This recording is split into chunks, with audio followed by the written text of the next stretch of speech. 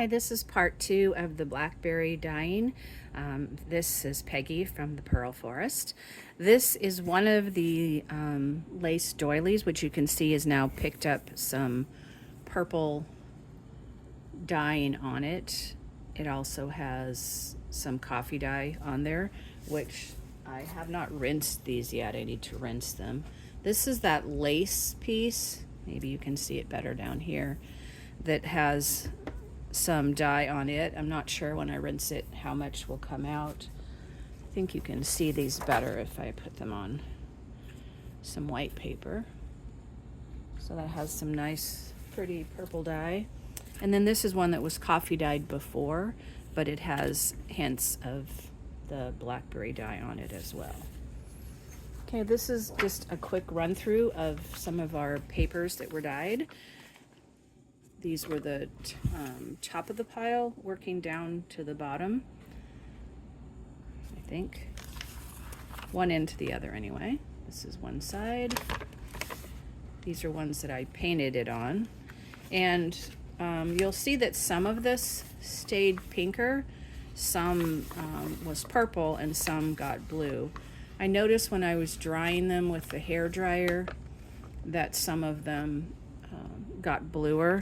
Now this I haven't taken a brush to make sure that I get all the debris off yet, but you can see the most of that is just colored on there, but I'll give it a good, I think I'll use my little nail brush because it's soft to see what we can get off. This is where I blobbed it on and kind of pushed and let it go out, so this is the top. That's what that looks like. This has very little debris on there. I won't do that to all of them though, but this is another one of the smushed ones. These were the top of the pile. I smushed quite a few at the top. It has a little more of this spotting from the pulp material. You can see when I do this that a little bit of it does come off, but not most of it. The first ones didn't have as much. They were the top of the jar of stuff, and the other stuff had settled. So these are all smushed blobs from the top, and you get a nice variation of color. These will make great journal pages. Still in the blobs. The edges get a little dark and a little more crispy and fragile sometimes if they have a lot of dye. Here's one still down in the blobby section. Here's the top. So these are mostly all colored.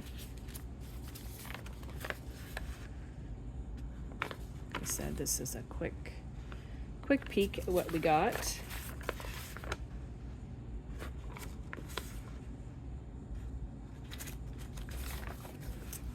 I think I'll be using a bunch of stuff into a journal so you can see how it can be pulled together in the near future. This one has some stuff on here. Like I said, I will get that off. Okay, now we're getting down to our texture. This one actually, I think has, you can see the hints of the little cross textures, and I think that's even like the pearly beads. And now you can see it more on here. And this has some of the lace stuff and some texture across there. You can see the lace. As we go down, here's some more of the lace. And because it had coffee dye still on the lace, you end up with the brown, so you have multiple colors. This one had an all over pattern with the little circle holes. Also had some coffee dye.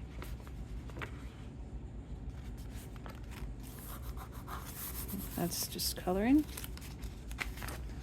Here you can see a hint of a pattern in here.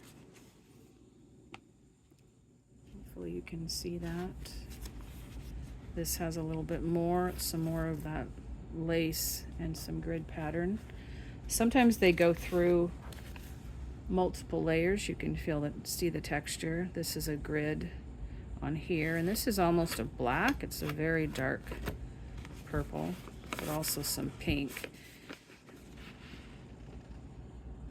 And the grid pattern on that one.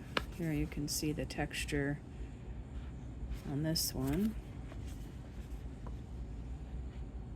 And it isn't always the same texture. Now we're getting down deeper in the pile. So this one has quite a bit of texture. That's a really nice one. I think some of my favorites I might make into digitals and share. That can be used over and over by you and I. This has some gridded texture that really shone through, and then very pale there, and then two different patterns on here. Now this one is purpler. I'm not sure why some of them are purple, some are blue, and some are pinker. Just depends on what part of the berry dye you get. These are those little scraps. Can you see them? The little scraps that were on the edge of something. I think this would make a really nice grungy journal. And you can see the hints of these with the pink showing through from the same thing. See, these were together like that. And then here's a nice grid here. A little bit of that comes off. Like I said, I'll scrub all of these, but this one has a nice texture and several colors. This one was probably painted and back to back with something, and then it has the placemat one that had the holes, but it didn't have ink squirted everywhere. It was squirted on, so that's where it's predominant, and it just kind of soaked over to the other areas. Here's one, also sort of a grungy style. And this had, I believe, the sink mat that had the circles with the grid. And this is probably the back of it, because you can see the circles with a little bit of the grid. Or maybe this is the back. Once again, very grungy sort of style. This is probably a painted side here, but you can see some of the grid showing through from the other side. And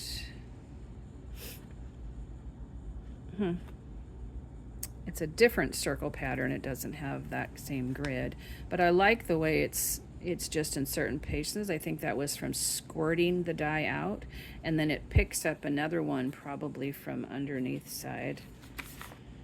Here's one of my favorites too. This is a kind of a lacy textured, I believe it's a trivet slash jar opener. This does have a little bit more stuff on here, but it also is just dyed dark, so it'll still stay. And then it has some interesting patterns on the back as well. This is the other side of that trivet jar opener, so it doesn't have all the same texture on the front and the back, but it still has the edge and these little punched holes. And then this side is picking up something from somewhere else. This one has a variety of different colors. You can see a little bit of a grid showing through. This must be coffee dyed doily, because you get the brownish yellow family in there as well as the purple. So you can see you can get quite a variety just out of one dye, especially if your textured things you put in there are not clean. They've been used for other things like coffee dyeing. I'm going to be interesting to try them with coffee dyeing with the purple still dyed on there to see what it does. So I'm going to try that next. This has some texture, and this I think I dabbed the brush on. Kind of a painted one in between. And this one's kind of pastel. I almost wanted to pick that one up. This really gets the lacy, oh, can you see that? Laciness of it. I don't know if it's better farther away or close up. Here's the back of this. You can see a little bit of the lace in there, and you can see more lace on this side. Almost down to the bottom. You can see hints of the lace in there and hints of it in here with some darker spots. Once again, I'll scrub those off. Here I've squirted extra here so it's darker, but you can also see the placemat, the kind of lacy placemat, which you can really see on this side, but you can see that it went through also. And here's one of those square grids, probably the rubber gripper mat, and then it also goes through the other side, and quite a bit of the coffee dyeing came off in that area. This one tore a little bit, but I can either put something there as a signature page to hold it, but I also want some for decorating journal cards and collage and stuff, so I might just put this one towards that. I usually have a lot more that tear, and I did not this time, so that's really the only one that has a tear. This has an interesting lines where the pages were offset a little bit, and it has this placemat one as well. So this is all of our papers that we made out of the Blackberry dye, and look forward to seeing you again next time and seeing what else we can color our papers with or other challenges. Take care. This is Peggy from the Pearl Forest.